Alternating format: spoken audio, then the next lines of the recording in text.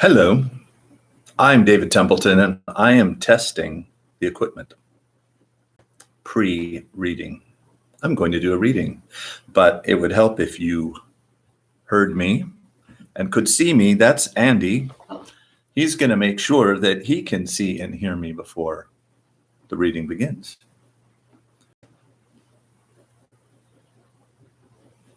Do we seem to be functional, Andy? I don't have the answers yet.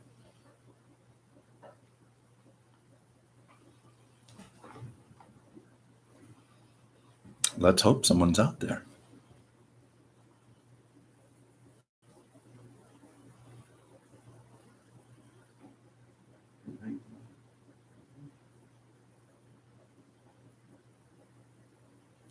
I'll be right back. I got it now.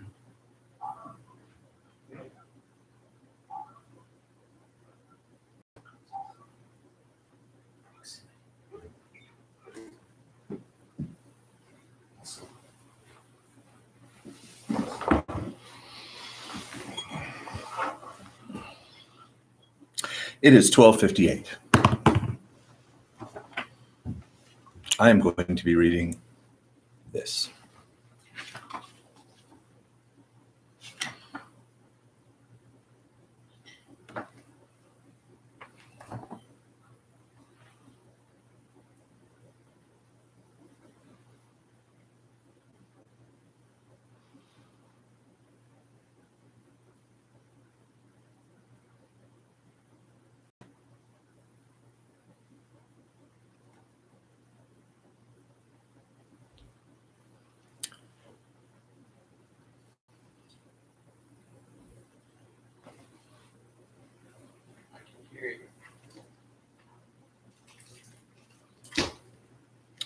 Was that a confirmation, Andy, that I said, yes, I can you hear. can hear it?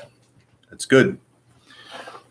I can hear every little sound you make. So don't tap the things. I'll be right back.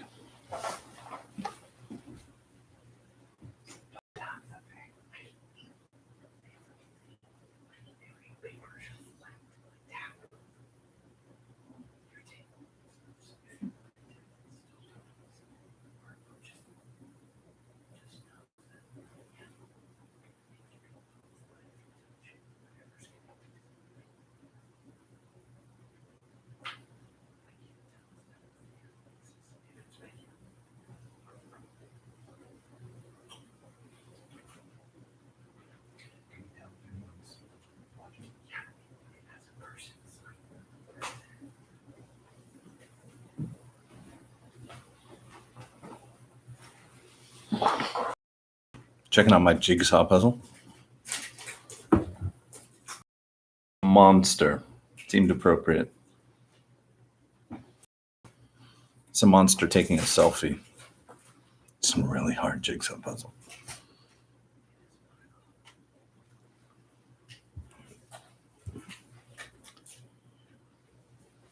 It is 1 p.m. Ready for a scary story? I'm very happy to be reading the entire sequel to AlgaeGator, which was originally published last year, and a sequel now has grown out of the ooze of Dale's mind. So I read that last year and had a good time, and I was asked to read the sequel. So we're doing it this way on YouTube.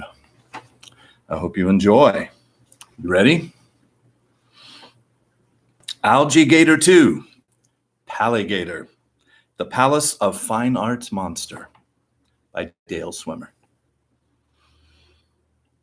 For years, the global pandemic billowed across the globe, pulling social customs and revered institutions down into its wake. Officials issued instructions that individuals were to stay inside, keep away from others, and see only those who lived in the same household together. People stayed inside much of the time together, giving fresh resonance to Jean-Paul Sartre's Huis Clos. My apologies. Hell is other people. It was a benefit for the natural world as more birds were observed and exotic animals appeared in unusual places. For some individuals, the pandemic brought a kind of freedom that comes when no one is watching. In San Francisco, the town's social integrity drifted apart as schools and offices closed. Family reunions were indefinitely postponed. Brides canceled their weddings, though some eloped. Hugs and handshakes were discouraged. High school seniors were still virgins. One unseasonably hot July, time spent outdoors and away from others was just about the only respite from the relentlessness of living every hour at home together. That August, the fires started. Hot winds crashed power lines to the ground. Lightning hit the earth, sparking dry timber. Northern California ignited. Smoke and ash filled the air, changing the color of the sky from blue to orange. The sun turned red and the full moon yellow. Idle chit-chat about the weather was subsumed by ardent discussions about the air quality index. San Francisco's smoky skies were considered hazardous for 351 consecutive days. Spare the air alerts became permanent. It was a health hazard for the sick, elderly, and very young to be outside. The regular ebb and flow of San Francisco moved instead in halts and starts. Even the pets were confused. Day 1. Marina District, San Francisco. Mindy Day, MD, wakes up in her apartment on North Point Street in the Marina District of San Francisco. She can see the Palace of Fine Arts from her living room window and the Golden Gate Bridge from her rooftop. As she warms to the day, Mindy meditates and gives herself a gentle caress. Outside her window, she hears the garbage and recycling trucks, leaf blowers, electric city buses, and crows. She feels the exploratory and creative frisson that she used to whenever she hopped into town as a teenager in Berkeley. Mindy's best friend Colette calls her, as she does nearly every day. "Hey girl," Colette issues her standard greeting. "Hello, gorgeous," replies Mindy, channeling the poster she saw in the Benefit Cosmetics window on Chestnut Street. Mindy hears Colette's shrill, clear voice and can almost see the space between her two front teeth. When they turned 21, in a tipsy commemoration of their friendship, Mindy and Colette had gone upstairs to Lyle Tuttle's tattoo shop in North Beach, each left with a ring of fire tattoo around her middle finger. "What are you doing?" Mindy asks, looking at the finely drawn flames on her middle finger. "At my boyfriend's place. I'll call you later." "Okay," Mindy concurs. Due to pandemic safety precautions and the toxic air from the fires, people and their pets stay at home. The pets are happy in general. The humans are bored. Colette stays with her boyfriend, Fred, and his white bunny, Cokie. For something to do, Fred occasionally smokes weed and blows the smoke into little Cokie's ears. Fred thinks it is funny. Colette is not sure it's a good idea. Cokie twitches his ears, but does not seem to mind. Children are less playful with their captive animals. Permanently homeschooled and their lessons taught over computers, children's science class presented real challenges. Promising young students learned biology during the virtual frog dissection, but no one monitored the students' lab work. Dr. Mindy Day is a recent graduate medical school and an alumna of pandemic homeschooling. A synthesized growth hormone with molecular properties that resemble steroids and methamphetamine. This newly minted, remotely educated medical doctor has run experiments on her pet hamsters, dogs, cats, lizards, and fish during formative years.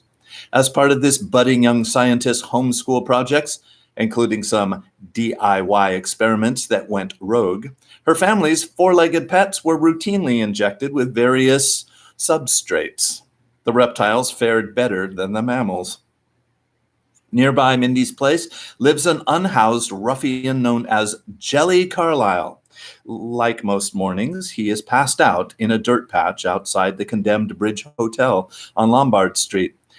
It is now illegally occupied by the homeless and mentally ill. He is awakened when a junkie from the derelict hotel stumbles over him.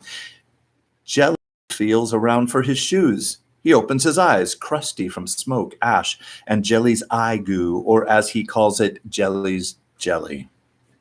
He rolls a largest chunk out from the corner of his eye and eats it.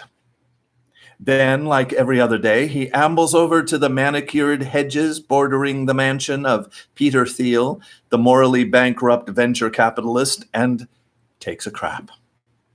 He then crosses the street to wash his face and hands in the lagoon at the Palace of Fine Arts. Completing his morning routine, Jelly walks to Walgreens, chooses his spot on the sidewalk outside the store, and tries to scare up a bit of cash from the rich marina ladies and tech bros. They generally ignore or trip over him while on their phones. Sometimes they will part with their easily earned money and throw old Jelly a few coins. Spare something for something? Jelly rolls the words out from the back of his head, his question barely formulated. Here you go. A marina brunette cautiously thrusts $1 at him. Sometimes his routine works. Seacliff, San Francisco.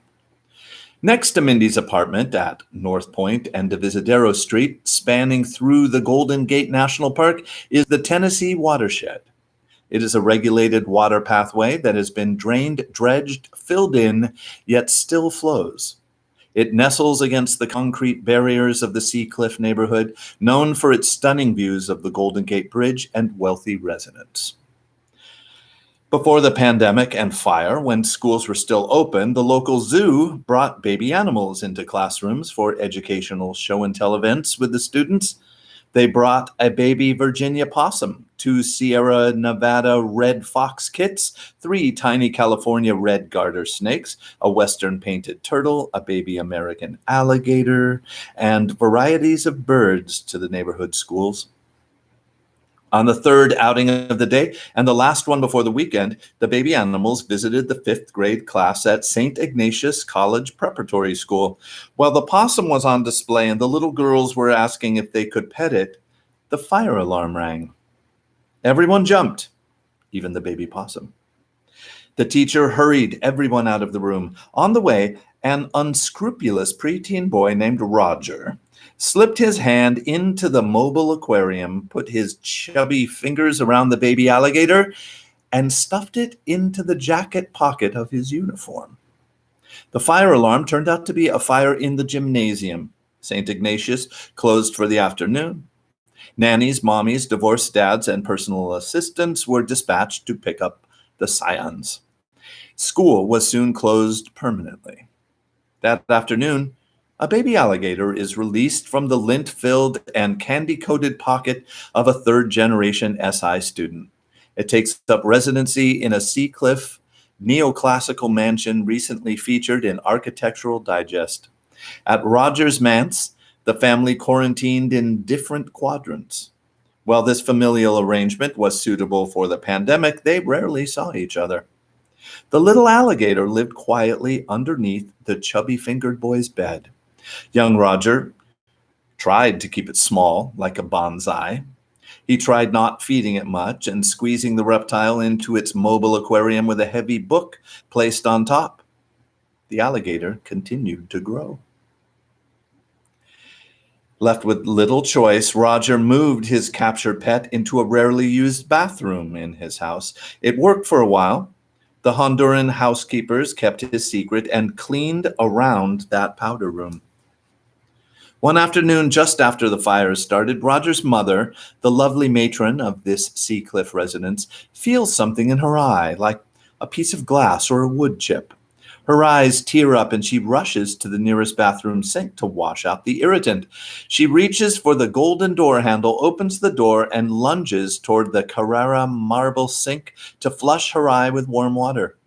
In the mirror, she sees a 6-foot alligator in the Le Cobb bathtub behind her, in quiet repose, tail resting on the travertine floor. "What the H-E double toothpicks?" the lady of the house politely screams at her staff. "Get it out of here," she shouts to the nearest one. "It better be gone," she whispers loudly, "before I come home."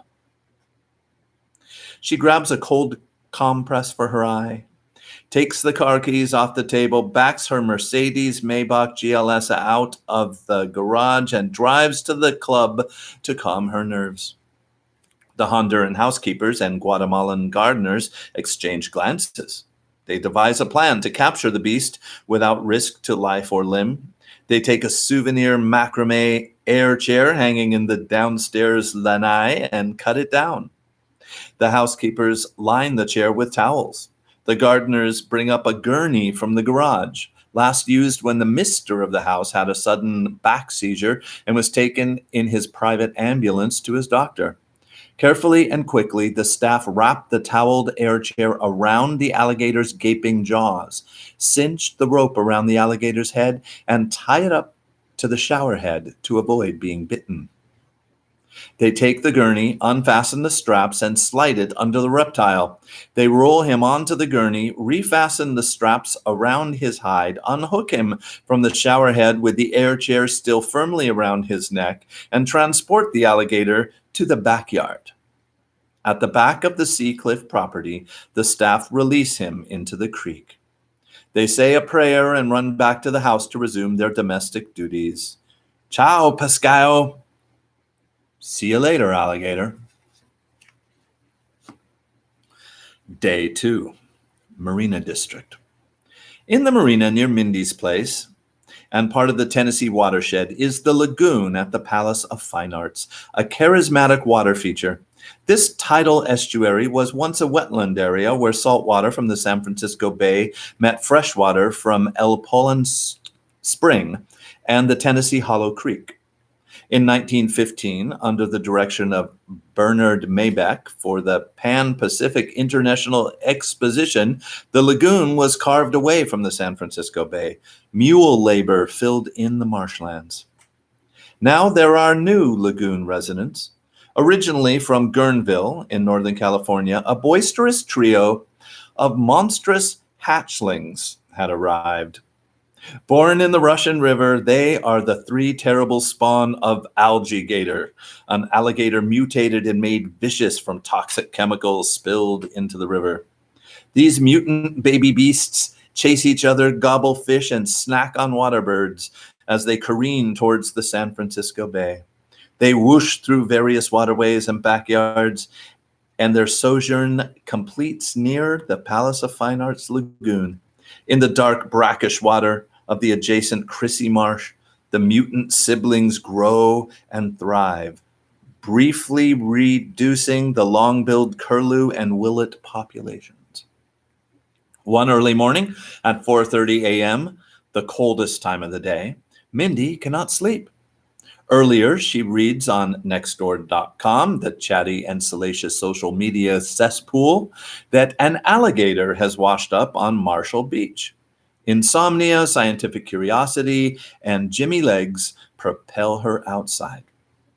Having recently released an enormous bearded lizard in Chinatown, Dr. Day is emboldened and optimistic about her synthetic growth hormone compound. Mindy decides to further her experiment on this newly arrived reptile. She spikes the serum with items from her purse and bathroom cabinet, adding birth control pills, amoxicillin, bleach, Tide Pods, tobacco, hydrogen peroxide, vape cartridge goo, Sudafed, and gel hand sanitizer into the mix. The scientist takes her new batch of growth serum, primes an old syringe, and walks to nearby Marshall Beach. On the beach, that wet and chilly morning, a stray dog wanders by Mindy. She coaxes it to her. She removes the belt from her Burberry trench coat, wraps it around the abandoned pup, and ties the pooch to a stake in the sand near the reptile. Mindy sits quietly on a nearby sand dune and waits. The alligator approaches the whimpering, tethered treat. The scientist jabs the syringe filled with modified growth hormone into its steely hide. Like a vacuum-packed foam animal that expands when water is added, the alligator mutates and grows 3 times its size. It leaves the dog alone, glares at Mindy as it passes by, and skulks into the water towards the bay. Mindy is elated and runs home. Day 3. Marina District, Palace of Fine Arts, Lagoon. On this sunny day, the 3 juvenile AlgaeGators meet the mutated San Franciscan alligator. The brackish waters and gentle tidal areas of the land-filled Palace Lagoon and Crissy Marsh make for easy conditions for them to find common footing. All is well. The trio is intrigued by the newcomer, especially the sister among the 3 offspring. The mutants have a grand day at the Palace Lagoon. Hidden in the foliage, they start the day with a light snack of American coots and use the coots' blue feet to pick remnants out of their ferocious fangs. This fearsome foursome cruise in the water, sun themselves on the shores of the lagoon, and snack on California gulls and band-tail pigeons. They leave the whooper swans alone. Around noon, people descend on the Palace Park for formal photo opportunities. Betrothed couples, often with a baby, are accompanied by a photographer, lighting person, and a friend or relative holding the bride's shoes. Nearby, quinceañera maidens that look like cupcakes in candy-colored dresses fan their hair and pose for their photos. Unnoticed in the background of the portraits, the juvenile alligators and their mutated new friend frolic in the Palace Lagoon. When the photographers develop the photos, glimpses of these exotic creatures could be perceived, reminding some of the Loch Ness Monster and Sasquatch mythos. That night, the female AlgaeGator offspring from the Russian River and her new friend, the San Francisco mutated alligator monster, spend a romantic night together. They romp on the shores of the Crissy Marsh, snack on curious cats, and surprise pandemic puppies that have grown and been released into the wild. The 2 mutant reptiles watch the falling fire ash in the yellow full moon over the Golden Gate Bridge, their tails entwined in a heart-shaped embrace. They share a long holographic ribbon left over from a toddler's birthday party, just like the spaghetti noodle scene in Lady and the Tramp. As the dawn's gentle fingers cast an early light, the reptilian lovebirds return to their respective lairs. The lady gator builds a nest safely hidden along the water's edge and deposits her eggs. What happens in the San Francisco moonlight stays in San Francisco. Day 4, Marina District, the Palace Lagoon. Early in the morning, the hungry mutated alligator ventures alone to the Palace Lagoon. Even though fish and fowl are abundant, he misses the Chateaubriand he was pole-fed at the Seacliff residence. Along the way, he munches on items discarded by careless humans, including baby shoes, disposable face masks, crinkled empty bags of Takis, Fritos, cannabis-infused gummies, and Swisher sweets. At the same time, Jelly Carlisle finishes his morning constitution in Peter Thiel's hedges. Now at the Palace Lagoon, Jelly leans over at a acanthus plant to wash his hands and face in the water. Suddenly, 2 enormous sets of jaws engulf his body and wrestle him into the pond.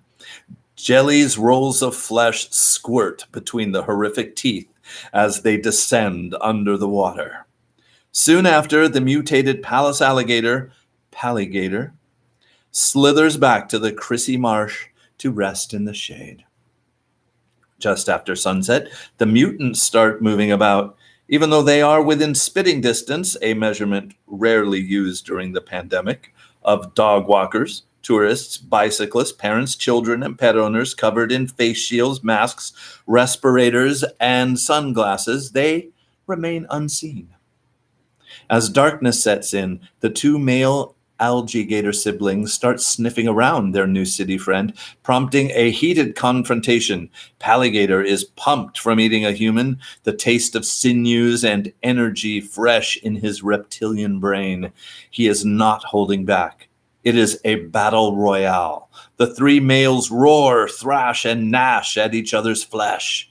In a flash, the smallest of the AlgaeGator trio is slain by a fatal bite to his carotid artery. The other male AlgaeGator emerges wounded, pus-colored blood dripping from his neck and face. The female sibling pulls her brother to safety. The two AlgaeGator siblings depart that evening. They dine on western grebes and California sea lions under Torpedo Pier.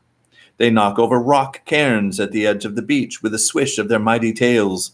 This pair of mutants spawned from the Russian River pass under the Golden Gate Bridge and follow the pelicans to sunnier, more southern locales. Nearby, on North Point Street, Mindy is revving up for her evening, buoyed by successful results of her growth hormone experiment on the alligator. She feels a tiny twinge of concern for the mutant alligator. Its harmed whereabouts unknown. Nextdoor.com's obsessive neighborhood scolds have not reported any sightings yet. Dr. Day laughs as she thinks to herself, if only I could publish the clear results of these experiments, but the ethics boards are not likely to approve the methodology. Sliding into her Balenciaga boots, Mindy takes a victory lap around her neighborhood. The pandemic and fires have put a crashing end to the crowded bars, rounds of shots, and terrible sing-alongs by drunken patrons. While the nightly casual hookups were greatly reduced in the Marina District, it was still possible. Tonight, Mindy joins the scrum on Chestnut Street on her way to Robber Baron to see Lucretia, the fun and mischievous bar owner. Despite the deadly virus and fires, and reminiscent of the revelers in The Mask of the Red Death, the sidewalks are filled with diners perched at outdoor tables and in parking spaces, now transformed into parklets. Waiters deftly maneuver across the sidewalk's axis. The flow of walking traffic is slowed by toddling pregnant ladies clutching their children's squishy hands, elderly stalwarts shuffling by with their canes and walkers, leashed dogs that greet and fight each other, unhoused locals, bewildered tourists, and weaving drunks fill the narrow passageway, increasing the risk of infection. Squeezing through the crowd, Mindy passes Cultivar, the nearest wine bar to her apartment. She sees a friend of the owner sitting alone at a table. Hey, Oliver. She stops and lingers. Hi, Mindy. Join me for a glass? Oliver asks, gesturing to the wine bottle on his table and the seat next to him in the parklet. Okay. Mindy settles in for a glass of Syrah. After a few more glasses, they stumble to her place, bodily singing Que Sera, Sera through the streets. At her apartment, they enjoy a fun stint of rambunctious carnal conduct. Oliver leaves shortly thereafter. Mindy completes her victory lap, feeling like she has had a workout and a massage, and drifts off to sleep. Around the same time, at 11:11 p.m., Mike Beal, the co-proprietor of the Patio Wine Bar, walks to the Palace of Fine Arts to test out his new Hasselblad H5D 200C medium format DSLR camera. His loving girlfriend, Valeria, has gone home after a long day. It is tiring to explain to customers the new daily rules for restaurants during the pandemic and to handle the entitled Marina clientele's terrible blowback. Finally, off work, he puts on his favorite Cleveland Cavaliers fan wear emblazoned with his moniker Beelzebub on the back of the wine and gold team jersey. Mike sits on the tree stump at the edge of the palace lagoon as the waning gibbous moon rises above the palace ruins. He adjusts his camera, points and shoots at the palace dome. The flash sets off a response from the water. Suddenly, the remaining mutated alligator rises out of the water and swallows Mike in one ferocious bite. Mike's camera is thrown to the ground as the rest of him descends into the darkness behind the cruel fangs of the fine monster from the Palace Lagoon. Excuse me. Day 5, Marina District. At 9:07 a.m., Mindy wakes with the red sun on her lightly dressed body. She feels like stretching her legs. Humming the Velvet Underground song, Cool It Down, she grabs her Nike Tangens for a walk to Fort Point at the base of the Golden Gate Bridge. Outside, Mindy gingerly picks her way through the broken window glass from the burglarized cars parked on the street. The street seems to be paved with diamonds on this bright morning. She breezes by the quiet Palace of Fine Arts Lagoon. Mindy gazes in the lagoon, where the black-crowned night herons slumber in their day roost and the red-eared slider turtles sun themselves, until her reverie is disturbed. She sees a man stealing the Muscovy ducks that live in the palace waters. Though foie gras and duck liver pate were banned in California, the law was recently rescinded. The duck thief forces the first duck into a metal mobile cage. "Stop it!" Mindy screams. She runs toward them to try to save the birds. Just as the intruder grabs the neck of the second duck, a set of 10-inch fangs framed in the mouth of a mutated alligator emerge from the water, engulf the man, ducks, and chicken wire pen, pulling them beneath the water. "WTF!" Mindy gasps, stopping in her tracks, her Nike Tangens screeching on the pavement near the sign describing the Palace Lagoon waterfowl. The water is calm. The ring-necked ducks float by, the great blue herons, double-crested cormorants, and roosting night herons. Mindy scans the water for the beast. She feels a rumble below her feet, where the Palace Lagoon water flows under the man-made terrain towards the bay. The cement sidewalk cracks and water rushes at her feet, and from the deep, Paligator rises out of the water, bares his hideous pearly white teeth, and lunges forward to envelop Mindy's entire form. Mindy beholds this moment of enlightenment. All the late-night sci-fi and monster films she and her college roommate watched reel through her mind, grasping the significance like the inventors in Frankenstein's Monster and 2001: A Space Odyssey. Dr. Mindy Day, MD, comprehends that the monster she created will kill her. "I sure am glad I had sex last night," Mindy says to herself as she is dragged to her death into the water, her body squishing through Paligator's enormous teeth, like a stream of soda pop through a gap-toothed girl's grin. Later that morning, Valeria is at the Palace of Fine Arts Lagoon, where Mike had texted her from the night before. He had not returned home. She finds his camera and a torn piece of his Cavs jersey near the tree stump. Valeria replays the footage recorded in Mike's camera. She sees incomprehensible pictures of giant teeth with turtle heads stuck in between them. Valeria reviews the footage as 7-year-old Sophia and her dad Adam come from a picnic at Crissy Field. They pass by Valeria, and inquisitive Sophia peers over Valeria's shoulder at the images in the camera. She spies the teeth and asks, "Tata, is AlgaeGator here?" "I don't know," tries to steady his voice as he recognizes the horror. "Sophia, let's go." Valeria takes the camera and goes to Northern Station Police Station. She files a missing persons report in which she has recovered. Across the lawn, an adorable Norwich Terrier puppy learns to play fetch. "Good dog, good Duke, fetch!" His owner lobs a ball. The little pup almost catches it in his mouth. Duke barks his cute puppy bark and scurries under the daylilies to recapture his play toy. The puppy is out of sight for a moment. "Duke, Dookie!" Dookie, his owner calls to him.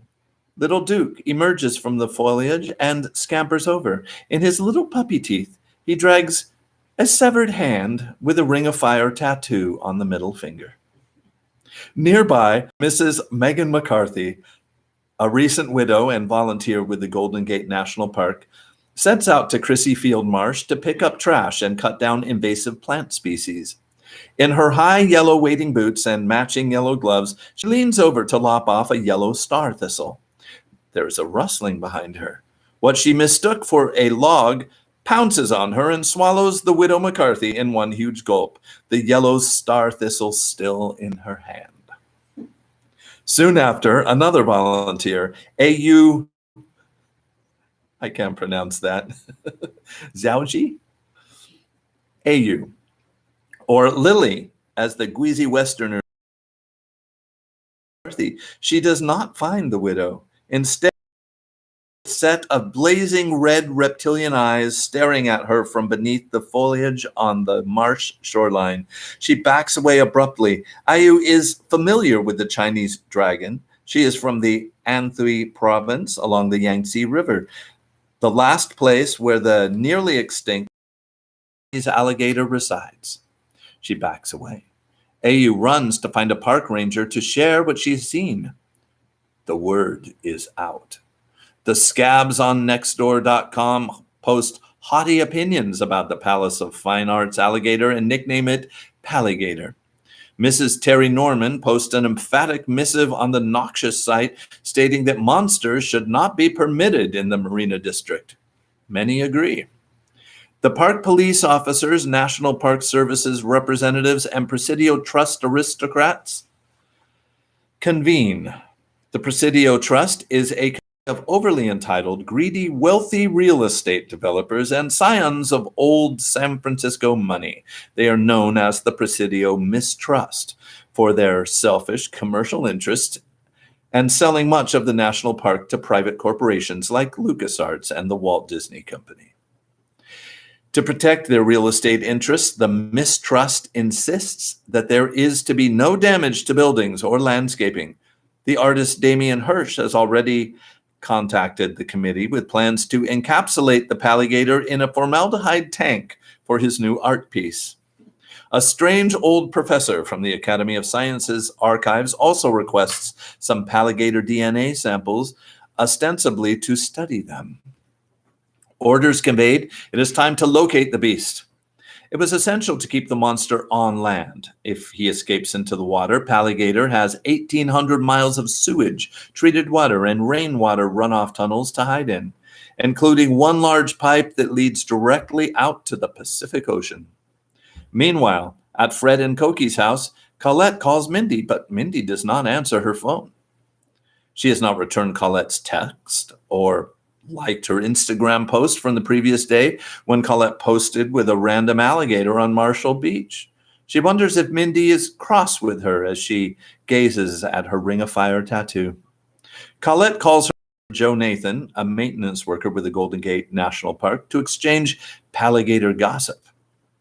Like Colette and Mindy, Joe Nathan is also a hazardous product of online education.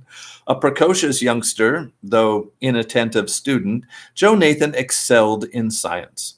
Unlike Mindy and her pets, he was not allowed to practice science experiments on Foz, the family's Maine Coon house cat. Instead, he built robotic animals made from toys and electronics found at Goodwill, Radio Shack, flea markets, and garage sales. While much of Joe Nathan's youthful energy was spent making these misfit animals ambulate, late at night, Joe Nathan tinkered with pyrotechnics and explosives, sending his mechanical creatures in multiple trajectories. Colette, meet me at my place. I have a plan, Joe Nathan tells his sister. She hears the excitement in his voice. I'm already in an Uber. I'll be there in 10 minutes, Colette replies. Joe Nathan unlocks the door to his garden shed. He reviews his inventory of combustible consumables and robotic creations. He considers his sealed canisters of potassium chlorate, ground aluminum powder, sulfuric acid, ammonium salts, and aluminum nitrate, recently purchased online from the questionable distributor Lab Alley and now discreetly hidden in empty flower pots. On the shelves, arranged in neat rows, are containers of gasoline, kerosene, butane, liquid bandage, nail polish remover, toy gun caps, multiple Christmas crackers that contain a fuse and a whisper of black powder, road flares, phosphorus, Roundup weed killer, and Miracle Grow plant food. He pushes aside the haphazardly strewn remote controllers, lithium batteries, robot dog parts, quadcopter drones, cameras, sensors, and microphone arrays on his workbench to make room to concoct explosive bait. He takes a working robotic dog, names it Sparky, and wraps it in sewn together Beanie Babies.